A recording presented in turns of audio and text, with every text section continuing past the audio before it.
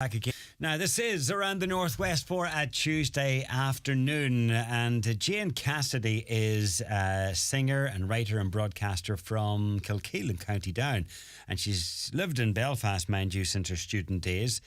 Spends a fair bit of time here in Donegal as well as a place up in the Roskill Peninsula, and she started her music career in the late 70s playing in a folk duo with her brother Frank. After she graduated from Queen's, she decided to go solo because Frank chose to take up a teaching job, but she toured solo around Europe, many countries around Europe, and she released some solo albums. Her second album actually had a song that came third in the Eurovision Song for Ireland, would you believe, 1985. And it was 1988 that she sang the same song on New Faces, which at the time would have been the X Factor of its day. In fact, it was every bit as big as the X Factor in its day. But she combined singing with other work, first as a supply teacher, then as a radio and TV presenter. She had a weekly folk music programme on Downtown Radio and presented a different musical series for BBC Radio Ulster. She also recorded 3 collections of children's songs and, along the way, composed music and songs for stage and screen. Then fast forward to 95, she joined... This is a long list of accomplishments. She's been very busy. And maybe she can tell us a wee bit more in a second. But in 95, anyhow, she joined the staff of BBC Northern Ireland for the next phase of her career, if you like. It was as an education radio producer. And she went on to have a 17-year career with BBC Television, moving into online production as well and leading the Learning and Languages department by the time that she left in 2012. And she then returned to folk singing, and she still performs regularly with her husband Morris, and they released an album, or she released a solo album a few years back, and together they actually did a show, Belfast Trad Fest, earlier this year, and another one that told the story of the poet Patrick McGill. It was the Ballad of Patrick McGill, and that was performed just a couple of weeks ago at the Seamus Heaney home place. So a busy bit, as if she wasn't busy enough as it is, she has now written a book, would you believe? And it is called The Desire Line, and the byline says, "Take a shortcut to the object of your desire and you will leave a trail." She's going to tell us a wee bit more, because I'm delighted to say that Jane Cassidy now joins me in the studio. Jane, I don't think I've ever done a longer intro. Thanks, John. I know, well, I've been on the planet a few decades, so you get a bit of it in. Well, if you've been around a while. You've squeezed a lot in. And it's a varied career in many ways, because I suppose it's kind of, it all changed when family came along. Well, that's true. I think as a female, I mean, I'm sure a lot of female artists will find this. I mean, I was touring as a folk musician, but once I wanted to have a baby, that it felt like a dilemma. How do I keep on doing that? So I had already diversified into the media, into radio, and then I thought, well, actually, then that would seem to be the way to go. But I was also writing at that point. I was writing some drama and things. So, and then once I got into the BBC, it's a very interesting place. So I saw lots of possibilities there, and eventually did get a full-time job as a producer and made that my sort of main career at that point of my life. Once you get into the organisation, there's opportunities. Yes. Or at least there was, probably maybe not as many opportunities now with the BBC. But probably not. I mean, they're cutting, which is a pity. And I mean, I was let go in one of those rounds of cuts, which was painful. Right. But you'd had a 17 career with them. I had done okay. Career with them.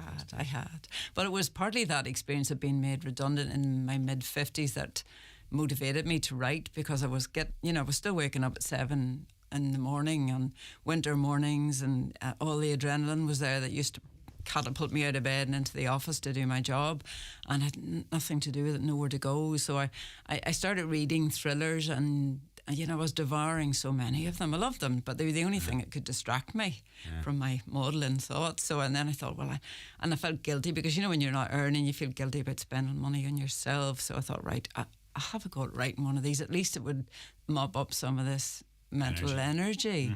So then I just got addicted to that. What is it about thrillers that we're sucked into them? Crime stories and thrillers and sort of the darker other side of life. Well, Is that why? I'm not sure that I know the entire answer to that. I suppose for myself, when I've thought about it, it's probably that feeling of needing to feel in control again. You know, that life does throw a lot of things at you, and at that time I was floundering, definitely. So, you know, to read those absolutist kind of novels like you know, with Harry Bosch or John Connolly's Lee Child, you know, those kind of novels where it's a very absolutist black and white thing, and there is an avenging angel, and justice is seen to be done. And I kind of felt I needed that. I also needed strong storylines and colour and texture and taste in a book, you know, that would distract me. Right. You know, that's what I needed, and that's what I have tried now to produce in this book. Is justice done at the end of your book? Oh, yes. Okay. Absolutely. Yeah. Tell us a bit about it. It's appropriate that it's set in the week leading up to Halloween.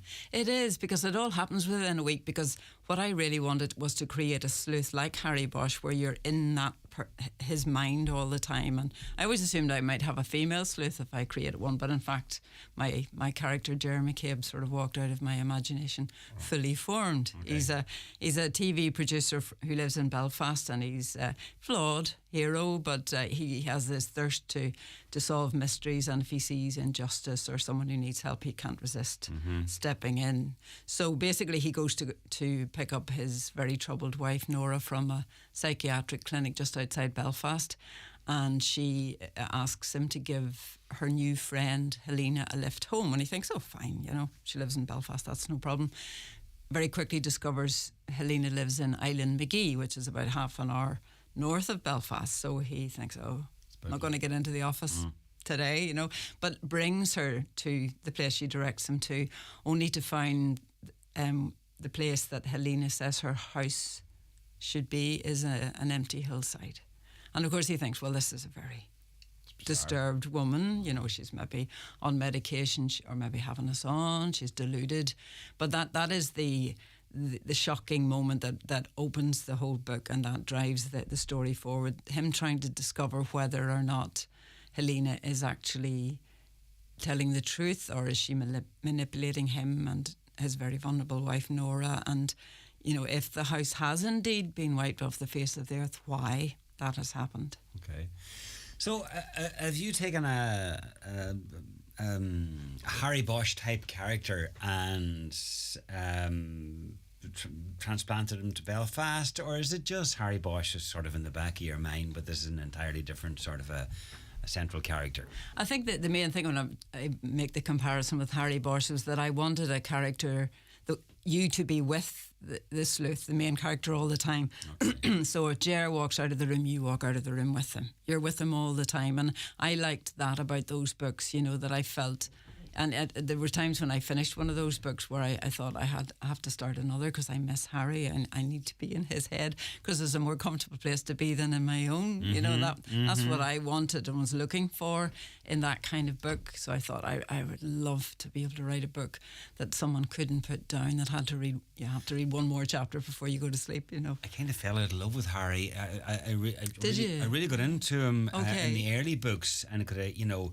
And as you say, you put one down and you wanted to go back to him and be with him in the next one and find out what he was doing. But then, I don't know, I read one of the later ones and it just didn't have the same appeal.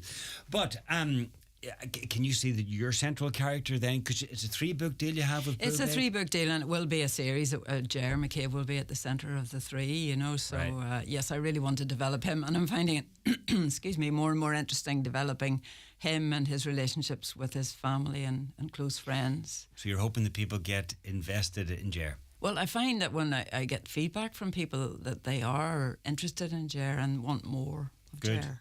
Yeah. Good.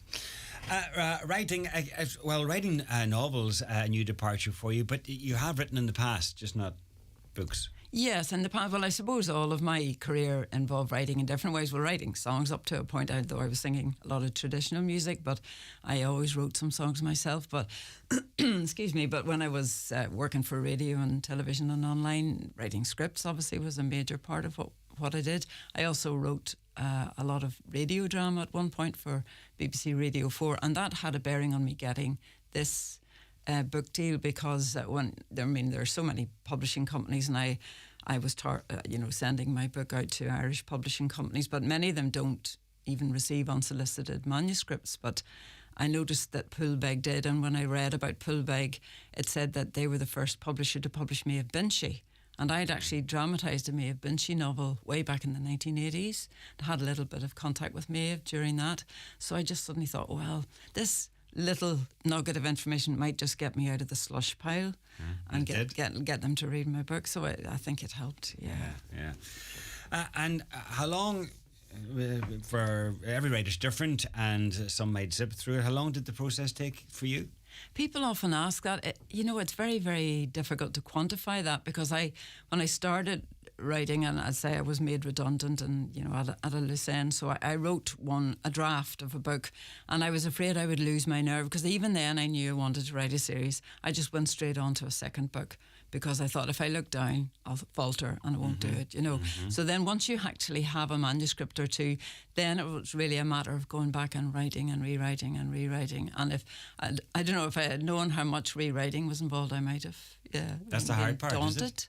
Not getting the basics. I think, down. Well, I realised it was a learning process, because every time you write a draft, you think, hey, that's not too bad, But then you go back to it and you get feedback from family, friends, or even you send it out and it gets, rejected, and you realise, well, actually, no, it's not good enough yet. So it's that constant where you have to actually, go back to it and admit to yourself, no, this isn't good enough, it's not tight enough, it's, it doesn't flow enough. You have to be able to go back to it with fresh eyes and a bit of humility, I guess, too, and learn as you go along that you have to. I'd imagine that there's work hard at it. Quite a bit of that involved, because this probably differs greatly to the first draft.